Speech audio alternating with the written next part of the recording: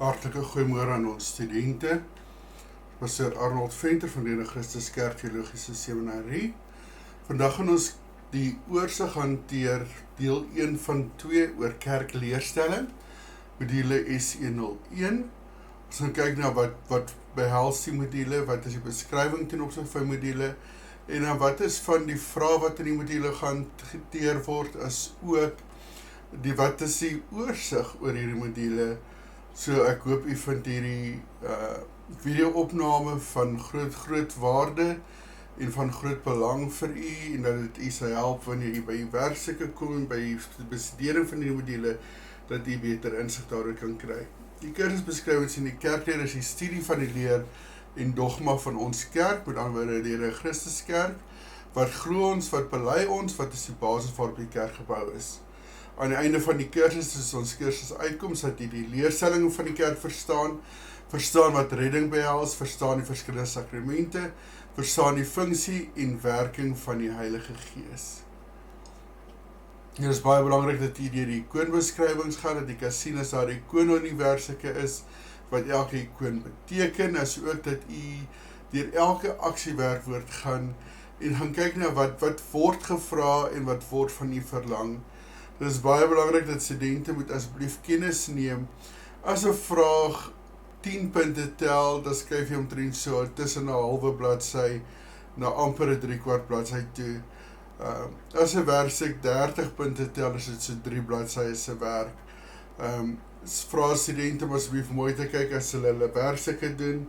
Dit is lekker as jy baie inligting gebruik, maar maak seker dat die lengte van die werkstukke nie hier by 35-40 bladsy te draai nie. Dit gaan dit baie moeilik maak vir ons om te werk. Gebruik die werksmodule as u hoofsaaklike bron. Jy is welkom om van die internet gebruik te word gemaak, en ons beveel dit aan en ons raai dit aan. Maar ons vra dat studente asseblief mooi kyk na die lengte van die werkstukke en hoeveel tyd of hoeveel bladsy u aan die einde van die dag gebruik. Font 12 Arial. Left Justified, onthou dit asseblief. Kyk na die inleiding van wat die inleiding praat van God se gebooie en sy verwagting vir die mens, hoe ons onsself kan verantwoord teenoor ander. Dis waarvoor Bybelstudie daar is. So dit is baie belangrik. Gaan kyk na die inleiding. Punt 2 hanteer ons bekering. Ons gaan kyk na die Griekse woord vir bekering. Ons gaan kyk na wat gebeur as ek my bekeer, en waarmee gaan bekering gepaard. So dit is belangrik dat u as student moet besef, wat is bekering, wat behels bekering, alles gaan kyk na al die punte onder wat behels bekering, hoe verkry ek bekering, en waarom is bekering noodsaaklik. Dan gaan jy by die eerste werksopdrag kom en gaan lees die vraag baie mooi. Die vraag sê, kan iemand verlossing ontvang sonder bekering? En dan moet u antwoord staaf. As u sê, iemand kan verlossing ontvang sonder bekering, dan moet u vir my uit die woord uit staaf, hoekom u so sê. As u sê, iemand kan nie verlossing ontvang sonder bekering nie, dan moet u dit ook staaf uit die woord uit. Dan die volgende gedeelte van die vraag is, waarom is bekering so belangrik?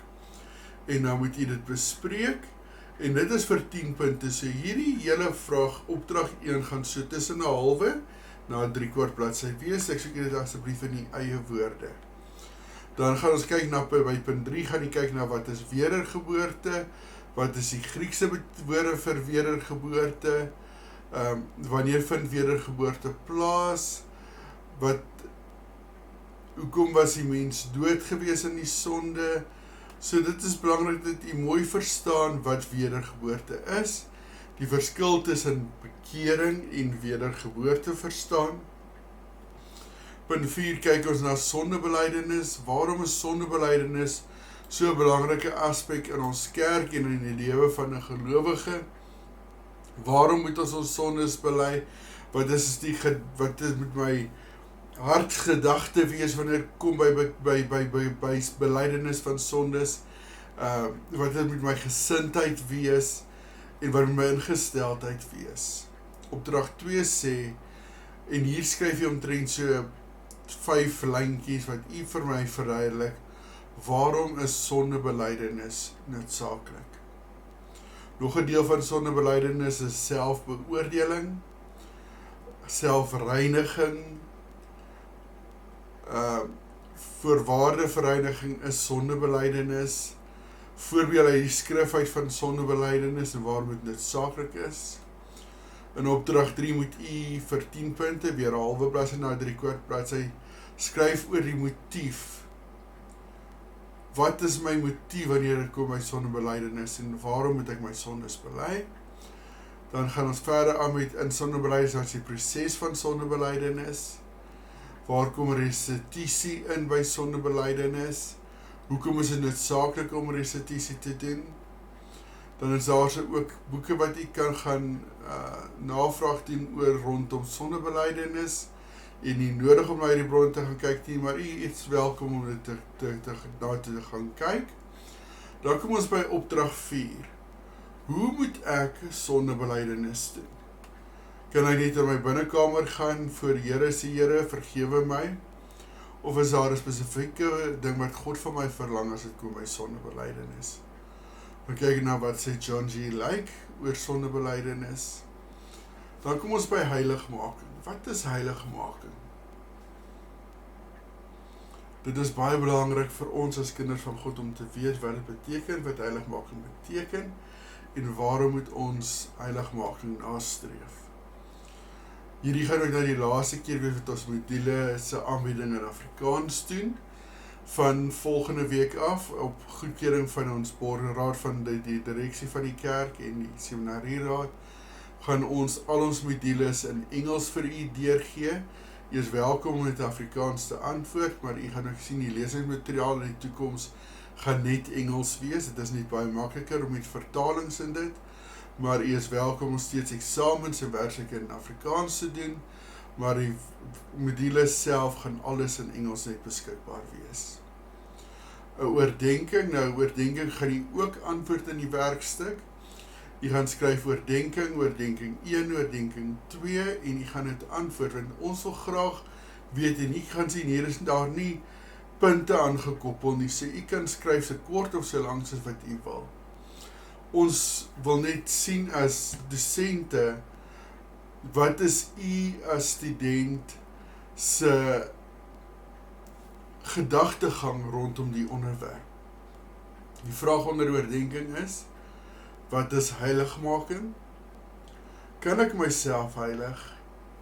En hoe word ek geheilig? Ek dink baie mooi as jy die heiligmaking gelees het, gekyk na wat die woord van God sê, om dan u oordenking te doen. Kom ons by verlossing. Wat beteken verlossing? Verlossing is om vrygekoop te word van slawerny, van sonde. En dit is nie net om bevryding of verlossing te kry van die duiwels nie, maar ook om verlossing te kry van slawerny. Dan in oordenking 2 moet jy baie mooi gaan luister na die vraag mooi deurlees. Die vraag sê, is u verlos deur Christus Jesus? En dan het u bevryding ontvang. Want hierdie bevryding wat ons hiervan praat, is nie van demone nie, maar is bevryding van slawerny. Dan gaan ons kyk in hoofstuk 7 oor die sakramente. Wat beteken sakramente en dan wat is die sakramente wat in ons kerk in lede in Christus gedoen word? Party kerke in die wêreld daarbuiten die doop, die nagmaal en troue. Ander het die doop en die nagmaal. Jy gaan sien in lede in Christus kerk het ons die doop, nagmaal en voete was. So jy moet mooi gaan kyk na wat is die doop, wat behels die doop. Jy het 'n leesopdrag 1 hierso en jy gaan net aandui dat jy het leesopdrag 1 uitgevoer. As daar 'n vraag is, moet u die vraag antwoord in u werkstuk. Jy sê leesopdrag 1. Ek het Johannes en Handelinge gelees. Jesus sê, hoeveel keer is mense gedoop? Mense is omtrent 20 keer gedoop. Het Jesus gedoop? Sy disippels sê Jesus het gedoop, maar hy het nie self gedoop nie, sy disippels het gedoop. en in watter name is gebruik in die doop. So dit is belangrik dat jy daarna gaan kyk. Wat is die sinnebeeld van reiniging? Hoe is doop 'n simbool van reiniging? Dan gaan kyk jy na wat is die definisies van om gedoop te word. Dan kom ons by oordenking 3. Weereens word u hier gevra om nou u opinie te lig. Kan 'n baba gedoop word? Staaf u antwoord met die nodige skrifverwysings. Dan kom ons by die tweede gedeelte van die sakrament, die heilige nagmaal. Wat beteken die heilige nagmaal? Hier gaan jy weer 'n oordenking hê wat vir die vra. Dink aan die prys wat op Golgotha betaal is. Hoe belangrik is die nagmaal in die lewens van die gelowiges? So jy moet mooi gaan dink aan hoe groot, wat is die prys wat Jesus aan Golgotha betaal het? Hoe belangrik is die nagmaal in u en my lewe? Dan gaan ons kyk na die opvattings rondom die nagmaal. Dan kom ons by die derde sakrament wat ons kerk beoefen word, naamlik voete was. Waarom doen ons voete was en hoekom is voete was belangrik? Dan in oordenking 5 word hier weer gevra oor die opinie. En die opinie wat ons vra is, moet ons nog steeds vandag mekaar se voete was? Vrydag gaan ons aangaan met die sessie oor die Heilige Gees en sy werking. So ons gaan kyk na die Heilige Gees, die vrug van die Gees, die gawes van die Gees. Dan gaan ons Vrydag hanteer. So dit is baie belangrik dat die Vrydagse sessie ook kyk, want dit is deel 2 van ons les oor kerkleerstelling, ons oorsig oor kerkleerstelling.